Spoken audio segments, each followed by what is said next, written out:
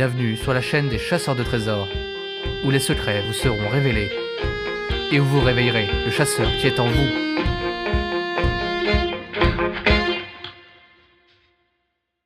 Bonjour à tous et bienvenue dans cet ultime épisode des solutions de la chouette d'or. Nous avons donc trouvé le lieu sur le terrain, mais il nous manque encore ce que beaucoup appellent la super solution, la 12e énigme cachée dans les 11 autres. Et pour cela, il nous faut déjà trouver la clé. L'énigme 560 va nous y mener. Nous sommes donc toujours à la pointe de la haie d'arbres sur la carte, et donc sur l'axe de longitude donné par le visuel.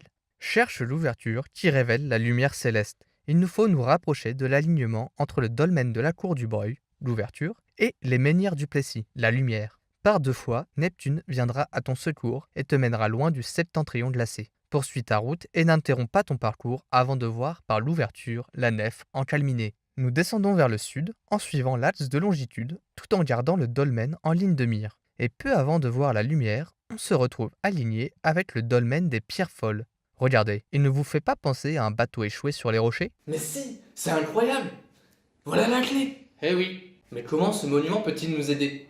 C'est là qu'il faut creuser. C'est ce que j'ai tout de suite pensé.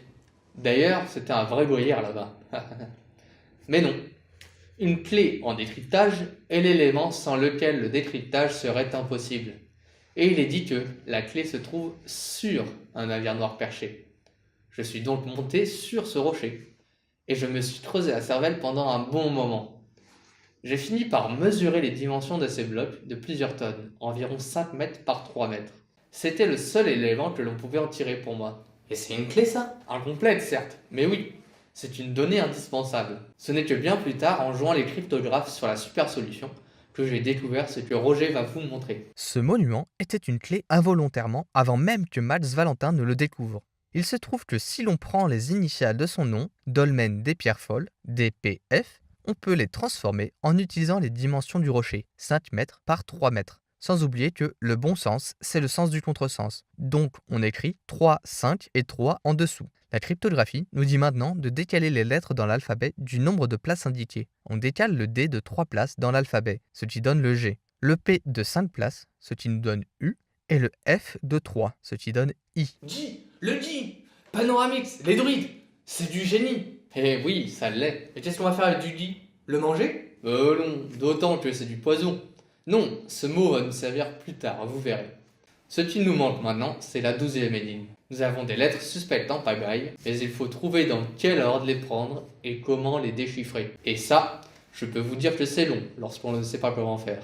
Roger, je te laisse reprendre. Donc le mot J nous servira bientôt. Mais en attendant, il nous faut trouver l'énigme ultime. Et la vérité c'est qu'il n'est de pire aveugle que celui qui ne veut pas voir. Presque tout tourne autour de la lumière et des couleurs. Les tableaux de Michel Becker sont très colorés. Et n'oublions pas que les numéros des énigmes se rapportent aux couleurs de la lumière. Jusqu'à présent, nous avons suivi un ordre bien précis, donné par la première énigme, la B.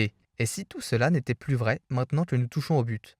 S'il fallait revoir l'ordre, ou même sélectionner les énigmes? Regardons en détail le visuel de l'énigme 600, la clé.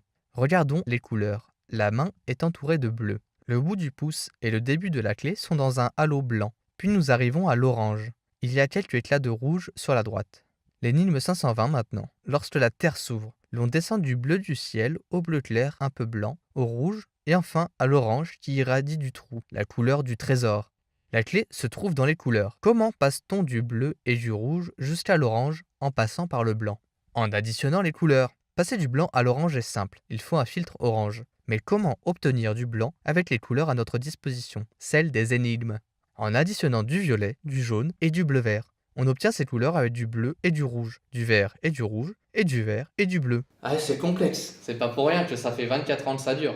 Bleu et rouge, ce sont les énigmes 470 et 650. La première nous a laissé deux lettres suspectes en minuscules, le H de 8e et le L de lumière. La 650 nous parle des sentinelles et de la zone locale. La fusion des deux veut que nous remplacions les lettres minuscules par les noms des lieux correspondant dans la zone, plus précisément leurs initiales en majuscules. Mon 8e fait référence au 8e objet rencontré sur place. Les trois premiers sont les dolmens de Savatol. Les 4e, 5e et 6e sont les menhirs du Plessis. En effet, il en existe un troisième couché dans le village qui aurait été déplacé par le passé. Le 7e, c'est le dolmen de la cour du Breuil. Et le 8e, le dolmen des Pierres Folles, la clé. Nous notons donc le DPF transformé, le mot G. La lumière, nous l'avons vu, est le menhir du Plessis. D'ailleurs, sur le tableau, l'on voit que seul son visage est éclairé. Nous notons MP. Après le bleu et le rouge, nous passons au violet, la 420. Nous devons fusionner le résultat précédent avec les reliquats de cette énigme. On ajoute donc NTVD. Cette fusion implique également un filtre en appliquant la méthode inverse de codage. Toutes les lettres qui se rapportent à des planètes du système solaire doivent être remplacées par la période de révolution correspondante. Uranus donne 30 667, et ainsi de suite. Mais nous ne pouvons pas les laisser sous forme de chiffres. Il faut les remplacer par des lettres en utilisant toujours la même formule, A égale 0, B égale 1, C égale 2, etc. Avant de continuer, n'oublions pas le F de flèche qui devrait être en majuscule car il désigne un lieu, et ce lieu, rappelez-vous, c'est Dabo, que nous rajoutons. Nous ne devons pas le modifier car le mot flèche est séparé du texte codé. Pfiou, c'est pas de la tarte. J'ai le cerveau en ébullition. Imaginez le mien pendant 2 semaines de décryptage. Moi, je serais mort d'embolie cérébrale. Ça c'est sûr. Bon, ne nous énervons pas, je continue. Passons à la deuxième colonne de notre tableau de décryptage. Vert plus rouge, soit 530 et 650. La 530 nous a laissé le T minuscule de tout, qui encore une fois devrait être en majuscule. Le S, le V et le D nous ont déjà servi. Tout désigne le résultat de la charade, soit bourge au départ, mais associé au sentinelle, il désigne le dolmen de l'ouverture, celui de la cour du Breuil, donc nous notons DCB. Nous devons maintenant appliquer le filtre jaune, l'énigme 580, qui utilisait le passage des notes de musique de la notation française à celle anglo-saxonne. DCB devient Ré, Do, Si. Nous n'oublions pas le titre bien sûr. Le bon sens, c'est le sens du contresens. Nous garderons donc Si, Do, Ré. La colonne suivante nous dit de fusionner le vert et le bleu, la 530 et la 470.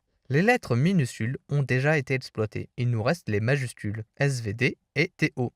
On applique le filtre bleu-vert, la 500, qui utilisait le code Morse. On inverse donc le protocole. S devient point, point, point, V devient point, point, point, trait, D devient trait, point, point, T devient trait, et O devient trait, trait, trait.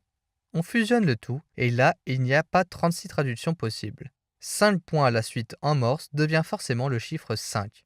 Un point, 2 traits et un point, la lettre P.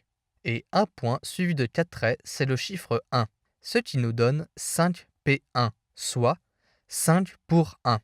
On fusionne maintenant le résultat des 3 colonnes pour obtenir du blanc. Nous devons donc mélanger les 2 premières colonnes en utilisant la règle de la troisième, 5 pour 1. Ce qui veut dire qu'on écrit 5 lettres de la première, on glisse le si de la deuxième, puis à nouveau 5 lettres, puis le do, et ainsi de suite. Nous avons maintenant du blanc et nous voulons de l'orange. C'est l'énigme 600 qui nous donne le filtre. Le code utilisé est les symboles du tableau périodique des éléments. Nous allons filtrer les éléments pour ne garder que les lettres ou les groupes de lettres utilisés dans la phrase codée. La clé se cache sur un navire noir perché. On élimine ainsi G, D, A, G, G, on garde Si, on élimine H, on garde le I, etc. On parvient enfin à l'ultime solution. S, I, I, I, O, R, E, E, F, V, O. Mais ça ne veut rien dire. Mais bien sûr que si. S veut dire sud, III se lit 3 en chiffre romain, OREE se lit oré. Ça tombe bien, nous sommes à l'orée d'un bosquet. Le F est sûrement l'abréviation de forêt. Et VO se lit 5 ouest. Sud 3, orée de la forêt 5, ouest. Et oui, c'est l'indication complémentaire pour trouver la chouette une fois sur place. On se place à la pointe formée par l'orée de la haie et on se décale de 3 mesures vers le sud, soit 99 cm, puis de 5 mesures vers l'ouest, soit 1,65 m. Et vous avez creusé? Bien sûr, j'ai d'ailleurs rencontré une belle pierre plate d'ardoise à 40 cm de profondeur. Elle n'avait rien à faire là géologiquement parlant, vu que les roches du coin sont des calcaires.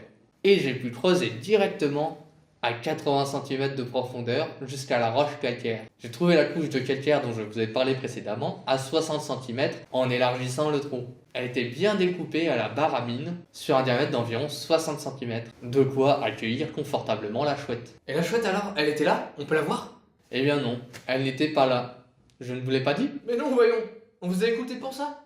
Vous l'avez pas trouvée en fait. Vous êtes un menteur. Ah non, attention. Je n'ai jamais dit l'avoir trouvée. J'ai dit que j'avais résolu toutes les énigmes. Et c'est vrai, je viens de vous le prouver. Mais alors, si c'est réellement le bon endroit mais qu'elle n'y est plus, où est-elle? Quelqu'un l'aurait trouvé sans en parler? Peu probable, vu qu'il s'agissait d'une copie en bronze. Quel intérêt? Non. Pour moi, quelqu'un a voulu mettre fin au jeu il y a plusieurs années. Oui, parce que la terre était encore un peu meuble, mais quand même bien tassée. Et il n'y avait aucune trace du trou en surface. Mais qui? Qui aurait intérêt à faire ça? J'ai des hypothèses, mais aucune piste. C'est pour ça que j'ai voulu rendre publique cette information. Et vous avez bien fait. Bon, eh bien, cher youtubeur, il est temps de se quitter sur cette fin un peu caduque. N'hésitez pas à faire part de vos conclusions et suggestions en commentaire, surtout si vous avez refait les déductions par vous-même et que vous validez les réponses. De mon côté, je vais démarrer une enquête. Je vous remercie d'avoir suivi cette série sur la Chouette d'Or et je vous dis à bientôt pour de nouvelles aventures.